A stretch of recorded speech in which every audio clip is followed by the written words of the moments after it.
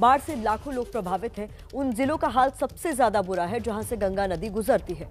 UP की बाढ़ पर संवाददाता रणवीर और मोहम्मद मोइन की रिपोर्ट देखी, जो बाढ़ के बीच से लोगों की परेशानी दिखाने के लिए जमे हुए हैं, डटे हुए हैं।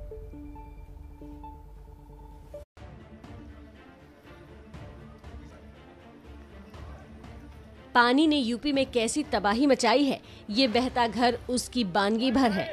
ये तस्वीर मिर्जापुर की है, जहां पूरा घर ही बाढ़ के पानी में बह गया।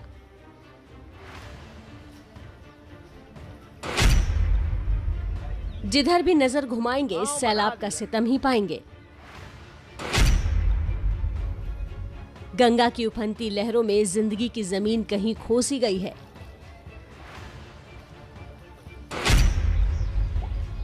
क्योंकि गंगा अब गलियों तक आ चुकी है।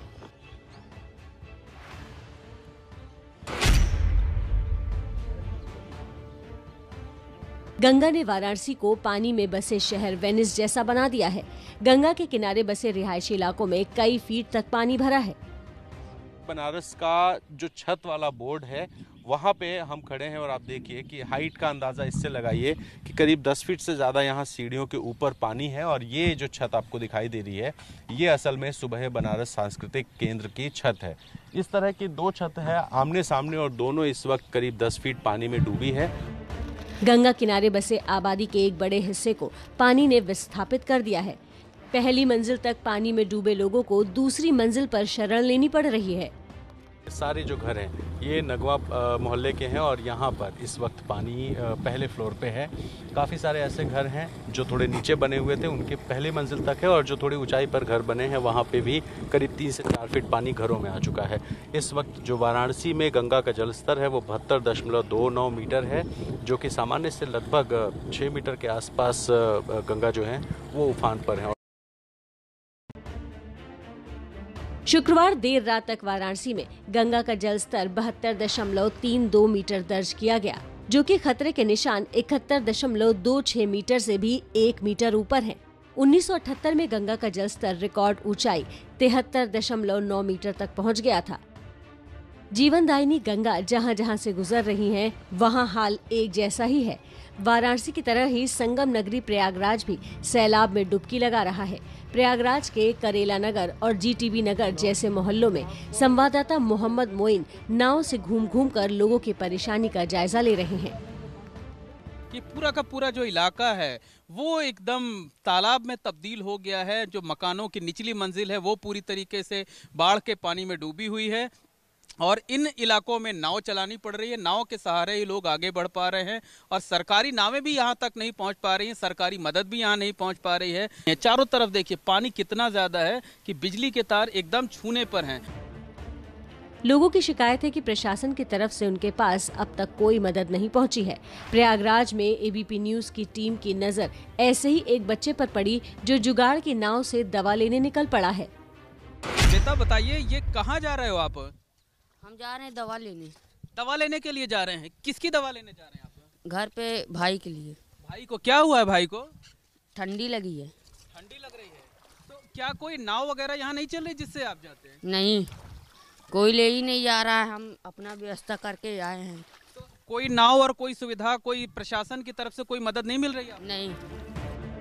यूपी के 23 जिलों में करीब 5 लाख से ज्यादा आबादी बाढ़ से प्रभावित है।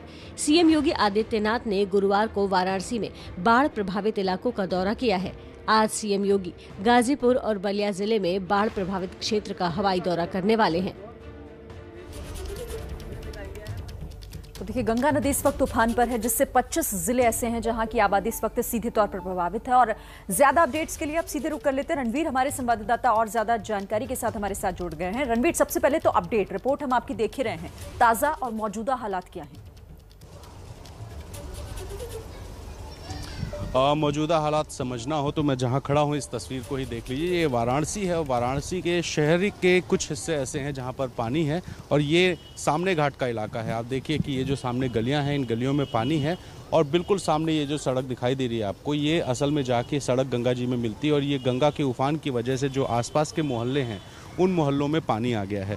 जिस जगह मैं खड़ा हूँ यानी सामने घाट, यहाँ से मेरे बिल्कुल पीछे की तरफ ये जो सड़क आपको दिख रही है, इस सड़क पर करीब आधा किलोमीटर आगे जाने पर बीएचयू का ट्रॉमा सेंटर है और ट्रॉमा सेंटर से थोड़ी दूर पर बीएचयू का मेन गेट यानी कि सिंह द्वार है। फिलहाल ट्रॉमा सेंटर के ठीक पहले तक इसी तरह सड़क पर और लोगों के घरों में पानी है।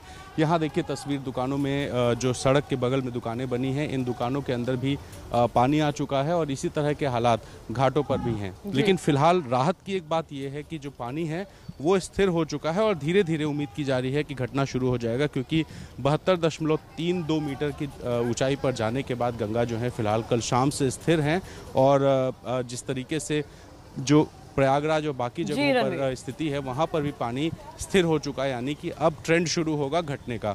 तो ये ट्रेंड शुरू होना लोगों के लिए राहत की खबर है। उम्मीद यही करते हैं कि जल्द लोगों को राहत भी मिले। रणवीर, आप लगातार डटे हुए हैं, अपना भी ख्याल रखिए और हर संभव मदद लोगों तक पहुंचाइए भी। बिहार का रुख कर लेते हैं, निधि श्री जहां वहां से हमारे साथ जुड़ रही है। निधि, बिहार का सूरत हाल क्या है, दर्शकों को बताइए जरा।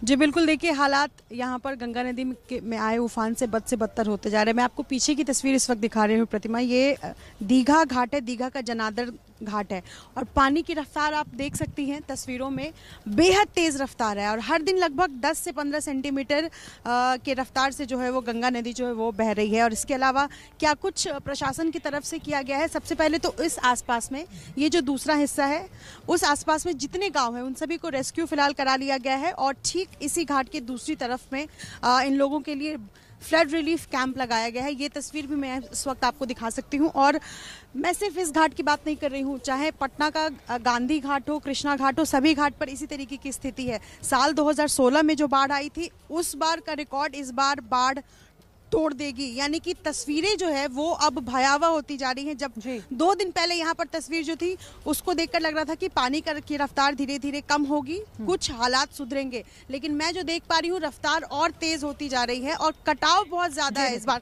पानी में। और इसके अलावा बिल्कुल ये तस्वीरें और जो इस वक्त आप जो बता रहे हैं वो बताने के लिए काफी है कि कैसे अभी मुश्किल फिलहाल बिहार में लोगों की कम होती दिखाई नहीं दे रही है। शुक्रिया निधि, आपसे आगे भी जानकारी हम लेते रहेंगे।